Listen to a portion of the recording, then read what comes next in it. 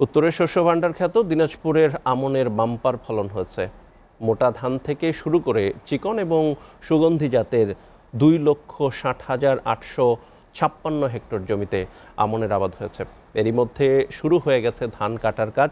নানা কারণে উৎপাদন খরচ বৃদ্ধির পাশাপাশি সরকারের কাছে ধান বিক্রির বিষয়েও হতাশায় কৃষকরা।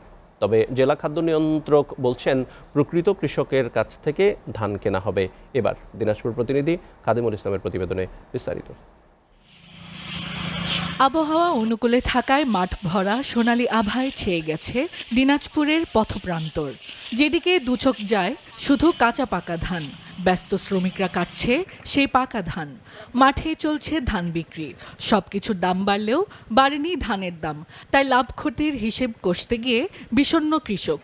অভিযোগ রয়েছে স্থানীয় পাইকারদের বিরুদ্ধেও। ফলন খুব ভালো, খরচাও খুব আর কি। বীজ, সার, লেবার খরচ খুব একটা পোষাইতে পারে নাকি, কোনো রকম চলে আর কি। ভালো, তোমাদের কাঠাইটা ভালো, পোষাবে নাই কোনো মতনের পয়সাটা সরকি আসবে আর কি, অদবদল। এদিকে শ্রম বৈষম্যের শিকল ছিঁড়ে বেরোতে পারেনি নারী কৃষি শ্রমিকরা।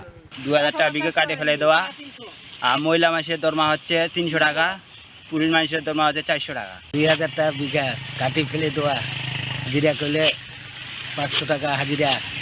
এদিকে গেল 17 নভেম্বর থেকে শুরু হয়েছে সরকারের অভ্যন্তরীণ আমন ধান ও চাল সংগ্রহ অভিযান, কিন্তু এসবের কিছুই জানেন না কৃষকরা। সরকারিভাবে যেই মনে করেন ধানগুলো নিচ্ছে, আমরা অত জানি না কিভাবে কেমন করে নিচ্ছে না নিচ্ছে, আমরা এটা খবরই পাই না ঠিক মতো। 2500 টাকা বস্তা চলেছে, আর কাঠাইটাও ভালো হয়েছে, প্রতি 10,000। এইভাবে ধান আমরা দিতে পারি না। সরাসরি কৃষকের কাছ থেকে ধান ক্রয় করা হবে বলে জানান জেলা খাদ্য নিয়ন্ত্রক।